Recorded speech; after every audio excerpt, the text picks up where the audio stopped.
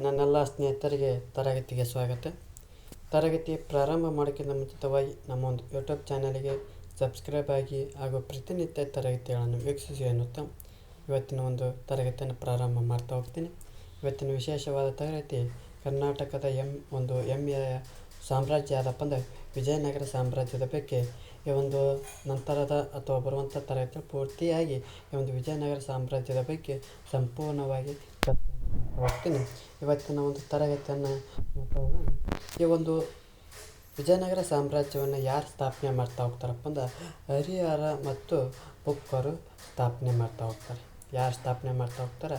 ಹರಿಹರ ಮತ್ತು ಬುಕ್ಕರು ಸ್ಥಾಪನೆ ಮಾಡ್ತಾ ಹೋಗ್ತಾರೆ. ಯಾರ ಒಂದು ನೆರವಿನ ಮೂಲಕ ಸ್ಥಾಪನೆ ಮಾಡ್ತಾ ಹೋಗ್ತಾರಪ್ಪ ಅಂದ್ರೆ ವಿದ್ಯಾರಣ್ಯರ ಒಂದು ನೆರವಿನ ಮೂಲಕ ಸ್ಥಾಪನೆ ಮಾಡ್ತಾ ಹೋಗ್ತಾರೆ. ಎಲ್ಲಿಯಪ್ಪ ಅಂದ್ರೆ 1366 ಆ ತುಂಗಾಭದ್ರಾ ನದಿಯ ಒಂದು ದಕ್ಷಿಣ ದಡದಲ್ಲಿ ಈ ಒಂದು ಸಾಮ್ರಾಜ್ಯವನ್ನು ಸ್ಥಾಪನೆ ಮಾಡ್ತಾ ಹೋಗ್ತಾರೆ.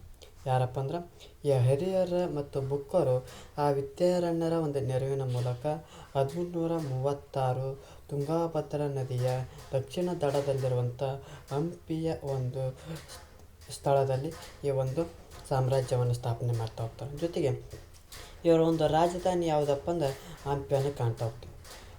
ವಿಜಯನಗರ ಸಾಮ್ರಾಜ್ಯದ ರಾಜಧಾನಿ ಯಾವುದಪ್ಪ ಅಂದ್ರೆ ಹಂಪಿಯನ್ನು ಕಾಣ್ತಾ ಹೋಗ್ತೀವಿ. ಜೊತೆಗೆ ಈ ವಿಜಯನಗರ ಸಾಮ್ರಾಜ್ಯವನ್ನು ಆಳಿದ ಪ್ರಮುಖ 4 ಮನೆತನಗಳು ಯಾವಪ್ಪ ಅಂದ್ರೆ ಸಂಗಮ, ಸಾಳುವ, ತುಳುವ, ಕೊನೆಗೆ ಅರವೀಡು ಮನೆತನಗಳು ನೋಡ್ತಾ ಹೋಗ್ತೀವಿ. ಅಂದರೆ ಈ ವಿಜಯನಗರ ಸಾಮ್ರಾಜ್ಯವನ್ನು ಸಂಗಮ ಮನೆತನ, ಸಾಳುವ ಮನೆತನ, ತುಳುವ ಮನೆತನ ಜೊತೆಗೆ ಅರವೀಡು ಮನೆತನಗಳು, ಈ 4 ಮನೆತನಗಳು ವಿಜಯನಗರ ಸಾಮ್ರಾಜ್ಯವನ್ನು ಆಳ್ವಿಕೆ ಮಾಡ್ತಾ ಹೋಗ್ತವೆ. ಈ ಒಂದು ತುಳುವ ಸಂತತಿಯೊಳಗೆ ಶ್ರೀಕೃಷ್ಣ ದೇವರಾಯ ಅಂತ ಒಬ್ಬ ಅರಸ ಬರ್ತಾ ಹೋಗ್ತಾನೆ. ಈ ಒಂದು ಶ್ರೀಕೃಷ್ಣನ ಅರಸ ಆಳ್ವಿಕೆ ಮಾಡುವಂಥ ಸಂದರ್ಭದಲ್ಲಿ ವಿಜಯನಗರ ಸಾಮ್ರಾಜ್ಯ ಅತ್ಯಂತ ಗತವೈಭವದಿಂದ ಕೂಡಿತ್ತು ಎಂಬುದನ್ನು ನಾವಿಲ್ಲಿ ನೋಡ್ತಾ ಹೋಗ್ತೀವಿ. ಹಾಗಾಗಿ ಮೊದಲನೇದಾಗಿ ಈ ಒಂದು ಸಂಗಮ ವಂಶದ ಬಗ್ಗೆ ಸಂಪೂರ್ಣವಾಗಿ ತಿಳ್ಕೊಳ್ಳುವಂಥ ಒಂದು ಪ್ರಯತ್ನವನ್ನು ಮಾಡ್ತಾ ಹೋಗೋಣ. ಈ ಸಂಗಮ ವಂಶ ಎಷ್ಟರವರೆಗೆ ಆಳ್ವಿಕೆ ಮಾಡ್ತೈತೆ ಮುಂದೆ 1336ರಿಂದ 1486ರವರೆಗೆ ಇವರ ಒಂದು ಆಡಳಿತಾವಧಿಯನ್ನು ನೋಡ್ತಾ ಹೋಗ್ತೀವಿ. ಈ ಒಂದು ಸಂಗಮ ವಂಶದ ಪ್ರಸಿದ್ಧ ದೊರೆಗಳನ್ನು ನೋಡೋದಾದ್ರೆ 1ನೆಯ ಹರಿಹರ ಬುಕ್ಕರಾಯ, 2ನೆಯ ಹರಿಹರ ಪ್ರೌಢರಾಯನನ್ನು ನೋಡ್ತಾ ಹೋಗ್ತೀವಿ.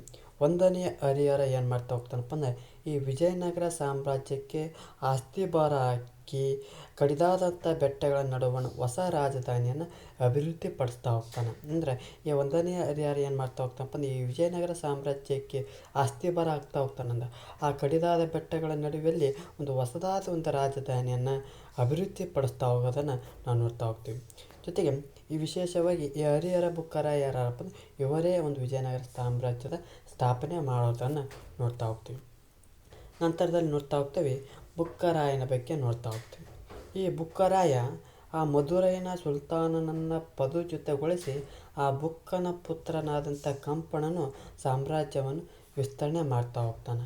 ಅಂದರೆ ಈ ಮಧುರೈ ಪಾಂಡ್ಯರಂತ ನೋಡ್ತಾ ಹೋಗ್ತಾನೆ. ಅಂದ್ರೆ ಆ ಮಧುರೈನ ಸುಲ್ತಾನನ್ನು ಏನು ಮಾಡ್ತಾ ಹೋಗ್ತಾರಪ್ಪ ಅಂದ್ರೆ ಅಧಿಕಾರದಿಂದ ಪದಚ್ಯುತಗೊಳಿಸಿ ಅಂದರೆ ಕೆಳಗಿಳಿಸಿ ಆ ಬುಕ್ಕನ ಒಂದು ಪುತ್ರನಾದಂಥ ಕಂಪಣನನ್ನು ಆ ಸಾಮ್ರಾಜ್ಯವನ್ನು ವಿಸ್ತರಣೆ ಮಾಡ್ತಾ ಹೋಗ್ತಾನೆ. ಈ ಒಂದು ದಿಗ್ವಿಜಯದ ಒಂದು ಈ ಒಂದು ದಿಗ್ವಿಜಯದ ನೆನಪಿಗಾಗಿ ಆ ಗಂಗಾದೇವಿ ಏನು ಮಾಡ್ತಾಳಪ್ಪ ಅಂದ್ರೆ ಆ ಒಂದು ಮಧುರಾ ವಿಜಯಂ ಅಂತ ಒಂದು ಕೃತಿ ಬರಿತಾ ಹೋಗ್ತಾಳೆ. ಯಾವ ಕೃತಿ? ಮಧುರಾ ವಿಜಯಂ ಎಂಬ ಸಂಸ್ಕೃತದ ಭಾಷೆಯಲ್ಲಿರುವಂಥ ಕೃತಿಯನ್ನು ನೋಡ್ತಾ ಹೋಗ್ತೀವಿ. ಇದು ಆ ವೀರ ಕಂಪಣನ ರಾಯನ ಒಂದು ವಿಜಯವನ್ನು ತಿಳಿಸುವಂಥ ಕೃತಿಯನ್ನು ನೋಡ್ತಾ ಹೋಗ್ತೀವಿ. ಯಾರು ಬರಿತಾ ಹೋಗ್ತಾರಪ್ಪ ಅಂದ್ರೆ ಗಂಗಾದೇವಿ ಮಧುರಾ ವಿಜಯ ಎಂಬ ಒಂದು ಕೃತಿಯನ್ನು ಬರ್ತಾ ಹೋಗ್ತಾಳೆ. ಯಾವ ಭಾಷೆಯೊಳಗೆ? ಸಂಸ್ಕೃತ ಭಾಷೆಯೊಳಗೆ ಈ ಒಂದು ಕೃತಿಯನ್ನು ಬರಿತಾ ಹೋಗ್ತಾಳೆ. ಜೊತೆಗೆ ಆ ಕೊಂಡವೀಡಿನ ರೆಡ್ಡಿಗಳನ್ನು ಸೋಲಿಸಿ ಪೇನುಗೊಂಡವನ ಪ್ರದೇಶವನ್ನು ಈ ಬುಕ್ಕನು ವಿಜಯನಗರ ಸಾಮ್ರಾಜ್ಯಕ್ಕೆ ಸೇರಿಸ್ತಾ ಹೋಗ್ತಾನೆ. ಒಂದನೇದು ಮಧುರೈನ ಸುಲ್ತಾನನ್ನು ಪದಚ್ಯುತಗೊಳಿಸಿ ತನ್ನ ಮಗನಾದ ಕಂಪಣನು ಸಾಮ್ರಾಜ್ಯವನ್ನು ವಿಸ್ತರಣೆ ಮಾಡ್ತಾ ಹೋಗ್ತಾನೆ.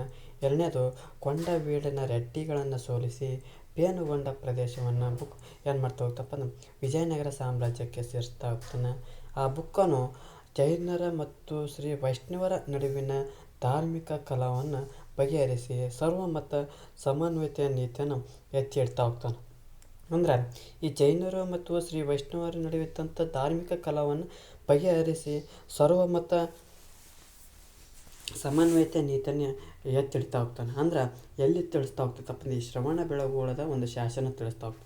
ಈ ಶ್ರವಣ ಬೆಳಗೊಳದ ಶಾಸನ ಏನು ತಿಳಿಸ್ತೈತಪ್ಪ ಅಂದ್ರೆ ಆ ಜೈನರ ಮತ್ತು ಶ್ರೀ ವೈಷ್ಣವರ ನಡುವಿನ ಧಾರ್ಮಿಕ ಗೊಂದಲವನ್ನು ಕಲಹವನ್ನು ಬಗೆಹರಿಸಿ ಧರ್ಮ ಸಹಿಷ್ಣುತೆ ಭಾವವನ್ನು ಎತ್ತಿಡ್ತಾ ಹೋಗ್ತಾನೆ. ಯಾರಪ್ಪ ಅಂದ್ರೆ ಬುಕ್ಕರಾಯನನ್ನು ಇರ್ತದೆ.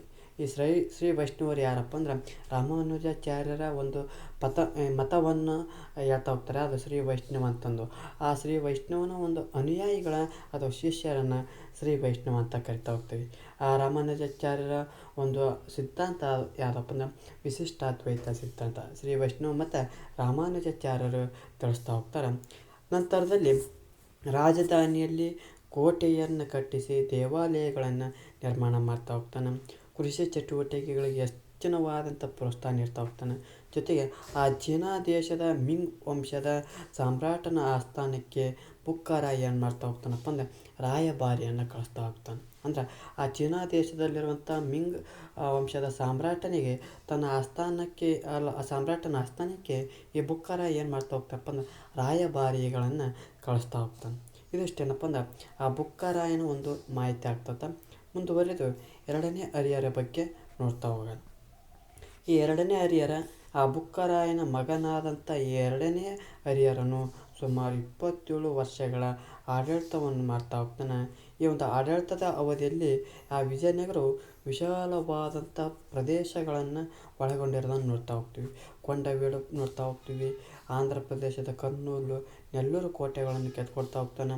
ಆ ಬಹುಮನಿಯ ಸುಲ್ತಾನನಾದಂಥ ಮುಜಾಹಿದ್ ತೀರಿಕೊಂಡ ಕಾಲದಲ್ಲಿ ಈತನ ಒಂದು ಈತನ ಒಂದು ರಾಜ್ಯವನ್ನು ಆ ಗೋವೆಯಿಂದ ಕೊಂಕಣ ಕರಾವಳಿ ಉತ್ತರಕ್ಕೆ ವಿಸ್ತರಣೆ ಮಾಡ್ತಾ ಹೋಗ್ತಾನೆ. ಜೊತೆಗೆ ಆ ಕೃಷ್ಣೆಯ ಉತ್ತರ ದಿಕ್ಕಿನ ಪಾಂಗಳ ಕೋಟೆಯನ್ನು 1398ರಲ್ಲಿ ವಶಪಡಿಸಿಕೊಳ್ತಾ ಹೋಗ್ತಾನೆ. ಯಾವುದು ಆ ಕೃಷ್ಣೆಯ ಉತ್ತರ ದಿಕ್ಕಿನಲ್ಲಿರುವಂಥ ಆ ಪಾಂಗಳ ಕೋಟೆಯನ್ನು ವಶಪಡಿಸಿಕೊಳ್ತಾ ಹೋಗ್ತಾನೆ. ಎಷ್ಟಾಗಪ್ಪ ಅಂದ್ರೆ 1398ರೊಳಗೆ ಒಂದು ಕೋಟೆಯನ್ನು ವಶಪಡಿಸಿಕೊಳ್ತಾ ಹೋಗ್ತಾನೆ. ಜೊತೆಗೆ ಇಲ್ಲೊಂದು ವಿಶೇಷವಾಗಿ ನೋಡ್ತಾ ಹೋಗ್ತೀವಿ. ಈ ಒಂದು ವಿಜಯನಗರ ಸಾಮ್ರಾಜ್ಯಕ್ಕೆ ಭೇಟಿ ನೀಡಿದಂಥ ವಿದೇಶಿಗರು, ಪ್ರವಾಸಿಗರ ಮೇಲೆ ಸಾಕಷ್ಟು ಬಾರಿ ಪ್ರಶ್ನೆಗಳು. ಅದೇ ರೀತಿ ಇಲ್ಲಿ ಒಬ್ಬರನ್ನು ನೋಡ್ತಾ ಹೋಗ್ತೀವಿ. ಯಾರು? ನಿಕೋಲೋ ಗಾಂಟಿ. ಯಾರು? Niccolo Niccolo Conte. ಈತ ಏನಪ್ಪ ಅಂದ್ರೆ ಈತ ಇಟಲಿಯ ಒಂದು ಪ್ರವಾಸಿಗ, ಅಂದರೆ ಇಟಲಿ ಟೂರಿಸ್ಟ್ ಮ್ಯಾನ್.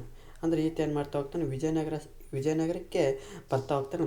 ಈತ ವಿಜಯನಗರ ಬಗ್ಗೆ ಸ್ವಾರಸ್ಯಕರವಾದಂಥ ಮಾಹಿತಿಯನ್ನು ನೀಡ್ತಾ ಹೋಗ್ತಾನೆ. ಈತನ ಪ್ರಕಾರ ರಾಜಧಾನಿಯು 60 ಮೈಲು ಸುತ್ತಳತೆ ಇರಬಹುದಂತಂದು ತಿಳಿಸ್ತಾ ಹೋಗ್ತಾನೆ. ಈ ನಿಕೋಲೋ ಗಾಂಟಿ ಏನು ಮಾಡ್ತಾ ಹೋಗ್ತಾನಪ್ಪ ಅಂದರೆ ಇಟಲಿಯ ಒಂದು ಪ್ರವಾಸಿಗನಾಗಿದ್ದ. ಈತ ವಿಜಯನಗರಕ್ಕೆ ಸಾಮ್ರಾಜ್ಯಕ್ಕೆ ಬಂದಂಥ ಸಂದರ್ಭದೊಳಗೆ ಒಂದು ರಾಜಧಾನಿಯನ್ನು ಬಗ್ಗೆ ಹೇಳ್ತಾ ಹೋಗ್ತಾನೆ. ಅಂದರೆ ರಾಜಧಾನಿಯು 60 ಮೈಲು ಸುತ್ತಳತೆ ಇರಬಹುದಂತಂದು ಹೇಳ್ತಾ ಹೋಗ್ತಾನೆ. ಯಾರು? ನಿಕೋಲೋ ಗಾಂಟಿ ಅಂತ ನೋಡ್ತಾ ಹೋಗ್ತೀವಿ. ಜೊತೆಗೆ ನಂತರದಲ್ಲಿ ನೋಡ್ತಾ ಹೋಗ್ತೀವಿ, ಮುಖ್ಯವಾಗಿ ಪ್ರೌಢ ದೇವರಾಯನ ಬಗ್ಗೆ ನೋಡ್ತಾ ಹೋಗ್ತೀವಿ. ಅಂದರೆ ಇವನನ್ನು ಎರಡನೆಯ ದೇವರಾಯ ಅಂತ ಕರಿತಾ ಹೋಗ್ತೀವಿ, ಪ್ರೌಢ ದೇವರಾಯ ಅಂತ ಕರ್ಕೊತ ಹೋಗ್ತೀವಿ. ಅಂದರೆ ಸಂಗಮ ವಂಶದಲ್ಲಿ ಪ್ರಮುಖ ದೊರೆ ಅಥವಾ ಶ್ರೇಷ್ಠ ದೊರೆ ಅಂತ ಕರಿತಾ ಹೋಗ್ತೀವಿ. ಯಾರನ್ನ? ಪ್ರೌಢ ದೇವರಾಯನ ಕರಿತಾ ಹೋಗ್ತೀವಿ.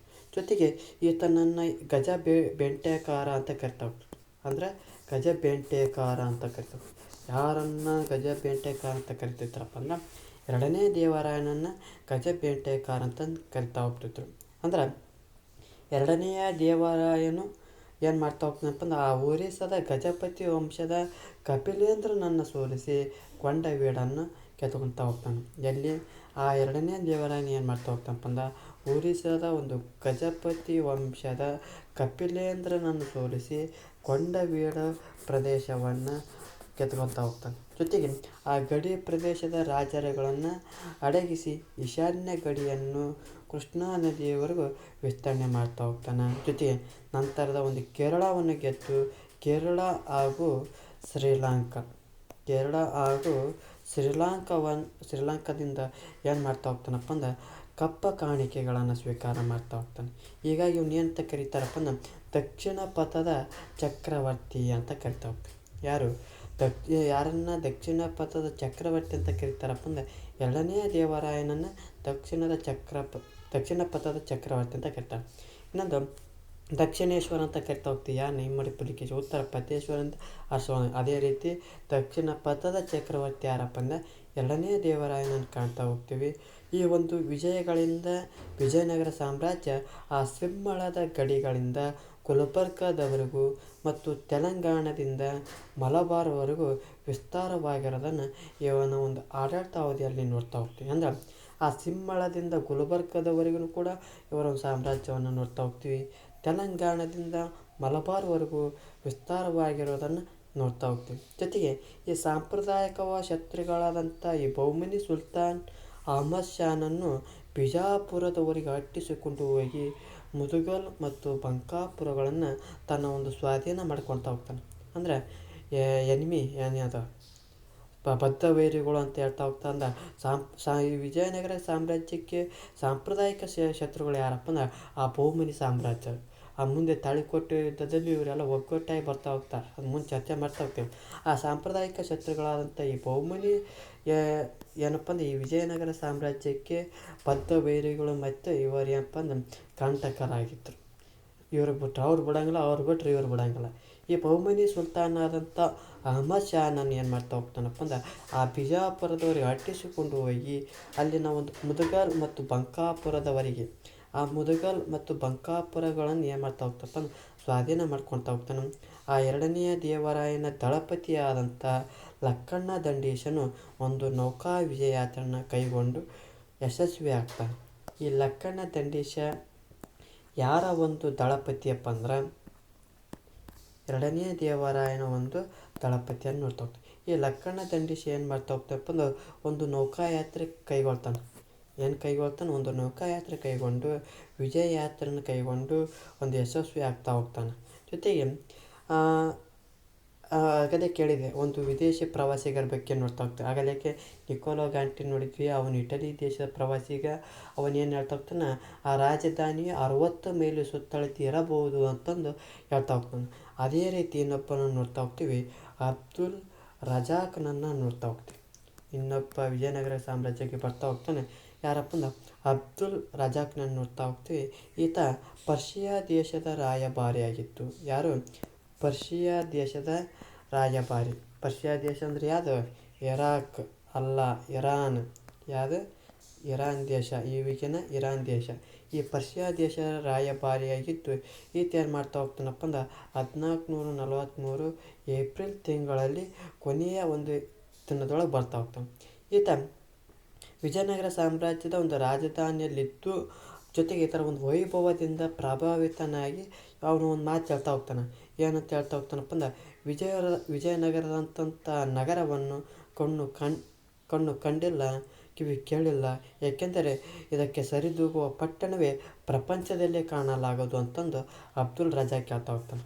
ಅಬ್ದುಲ್ ರಜಾಕ್ ಯಾರಪ್ಪ ಅಂದ್ರೆ ಅಬ್ದುಲ್ ರಜಾಕ್ ಪರ್ಷಿಯಾ ದೇಶದ ಒಬ್ಬ ರಾಯಭಾರಿಯಾಗಿದ್ದು 1443 ಏಪ್ರಿಲ್ ಕೊನೆಯಲ್ಲಿ ವಿಜಯನಗರ ಒಂದು ಸಾಮ್ರಾಜ್ಯಕ್ಕೆ ಬರ್ತಾ ಹೋಗ್ತಾನೆ. ವಿಜಯನಗರ ಸಾಮ್ರಾಜ್ಯಕ್ಕೆ ಬಂದು ರಾಜಧಾನಿಯಲ್ಲಿ ಇತ್ತು. ಆ ಒಂದು ರಾಜಧಾನಿಯನ್ನು ನೋಡಿ ಪ್ರಭಾವಿತನಾಗಿ ಅವನು ಮಾತು ಹೇಳ್ತಾನೆ. ಏನಂತ ಹೇಳ್ತಾನೆ, ವಿಜಯನಗರದಂಥ ನಗರವನ್ನು ನಾನು ಕಂಡಿಲ್ಲ, ಕಿವಿ ಕೇಳಿಲ್ಲ. ಏಕೆಂದರೆ ಇದಕ್ಕೆ ಸರಿದೂಗುವಂಥ ಪಟ್ಟಣವೇ ಪ್ರಪಂಚದಲ್ಲೇ ಕಾಣಲಾಗದಂತಂದು ಇವನು ಒಂದು ರಾಜಧಾನಿಯನ್ನು ನೋಡಿ ಮತ್ತು ವಿಜಯನಗರ ಸಾಮ್ರಾಜ್ಯದ ವೈಭವವನ್ನು ನೋಡಿ ಈ ಒಂದು ಅಬ್ದುಲ್ ರಜಾಕ್ ತನ್ನ ಒಂದು ಕೃತಿ ಒಳಗೆ ಅಥವಾ ಒಂದು ಬರವಣಿಗೆ ಮೂಲಕ ಹೇಳ್ತಾ ಹೋಗೋದನ್ನು ನಾವು ನೋಡ್ತಾ ಹೋಗ್ತೀವಿ.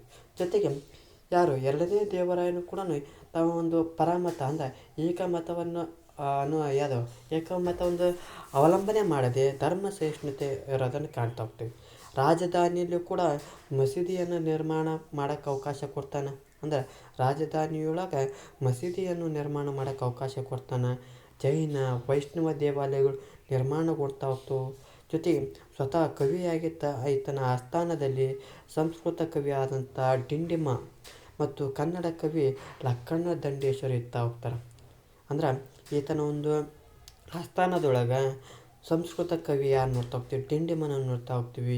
ಕನ್ನಡ ಕವಿನ ಯಾರಂತ ನೋಡ್ತಾ ಹೋಗ್ತಪ್ಪ ಲಕ್ಕಣ್ಣ ದಂಡೇಶ. ಅಂದರೆ ಎರಡನೇ ದೇವರಾಯನ ಒಂದು ದಳಪತಿ ಆದಂಥ ಲಕ್ಕಣ್ಣ ದಂಡೇಶನ ಒಂದು ನೌಕಾ ವಿಜಯಾತ್ರೆಯನ್ನು ಕೈಗೊಳ್ತಾ ಹೋಗ್ತಾನೆ. ಜೊತೆಗೆ ಈ ಪ್ರೌಢ ದೇವರಾಯನ ಕಾಲದಲ್ಲಿ ವೀರಶೈವ ಸಂಪ್ರದಾಯ ಹಾಗೂ ಸಾಹಿತ್ಯ ಪುನರ್ಜೀವನ ಪಡ್ತಾ ಹೋಗ್ತದೆ. ಅಂದರೆ ಈ ಒಂದು ಸಮಯದೊಳಗೆ ವೀರಶೈವ ಸಂಪ್ರದಾಯ ಅತಿ ಮುಖ್ಯವಾಗಿ ಬೆಳ್ತಾ ಹೋಗ್ತೈತಿ. ಜೊತೆಗೆ 1446 ಏನಾಗ್ತೈತಪ್ಪ ಅಂದ್ರೆ ಎರಡನೇ ದೇವರಾಯನ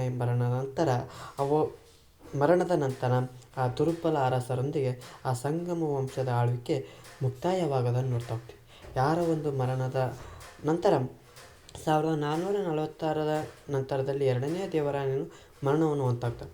ಅವನ ನಂತರ ದುರ್ಬಲ ಅರಸರು ಆಳ್ವಿಕೆಗೆ ಬರ್ತಾ ಹೋಗ್ತಾರೆ. ಆದರೆ ಏನು ಮಾಡೋಕ್ಕೂ ಆ ಸಂಗಮ ವಂಶವು ದುರ್ಬಲ ಅರಸರೊಂದಿಗೆ ಮುಕ್ತಾಯವಾಗೋದನ್ನು ಕಾಣ್ತಾ ಹೋಗ್ತೀವಿ. ಜೊತೆಗೆ ಈ ಒಂದು 1485ರಿಂದ 1505 ಒಂದು ನಡುವಿನ ಅವಧಿಯೊಳಗೆ ಸಾಳ್ವ ಮನೆತನ ಆಳ್ವಿಕೆ ಮಾಡ್ತಾ ಹೋಗ್ತೈತಿ. ಅಂದ್ರೆ ಈ 1446 ಮಟ್ಟನು ಈ ಸಂಗಮ ವಂಶ ಆಳ್ವಿಕೆ ಮಾಡ್ತಾ ಹೋಗ್ತವೆ. ಇಲ್ಲಿ ಹರಿಹರ ನೋಡ್ತೇವೆ, ಎರಡನೇ ಹರಿಹರ ನೋಡ್ತೇವೆ, ಬುಕ್ಕರಾಯ ನೋಡ್ತೇವೆ, ಎರಡನೇ ದೇವರಾಯನನ್ನು ನೋಡ್ತೇವೆ. ಇವರು ಸಂಗಮ ವಂಶವನ್ನು ಕಟ್ಟುನಿಟ್ಟಾಗಿ ಆಳ್ವಿಕೆ ಮಾಡ್ತಾ ಹೋಗ್ತಾರೆ. ಆದರೆ 1485ರಿಂದ 1505 ಒಂದು ನಡುವಿನ ಕಾಲಾವಧಿಯೊಳಗೆ ಸಾಳ್ವ ಮನೆತನ ಈ ಒಂದು ಆಡಳಿತವನ್ನು ಮಾಡ್ತಾ ಹೋಗ್ತೈತಿ. ಈ ಸಾಳ್ವ ಮನೆತನದ ಪ್ರಮುಖ ದೊರೆ ಯಾರಪ್ಪ ಅಂದ್ರೆ ಸಾಳ್ವ ನರಸಿಂಹನನ್ನು ನೋಡ್ತಾ ಹೋಗ್ತೀವಿ. ಯಾರು ಸಾಳ್ವ ಮನೆತನದ ಪ್ರಮುಖ ದೊರೆ ಯಾರು? ಸಾಳ್ವ ನರಸಿಂಹನನ್ನು ನೋಡ್ತಾ ಹೋಗೋದನ್ನು ಗಮನಿಸ್ತಾ ಹೋಗ್ತೀವಿ.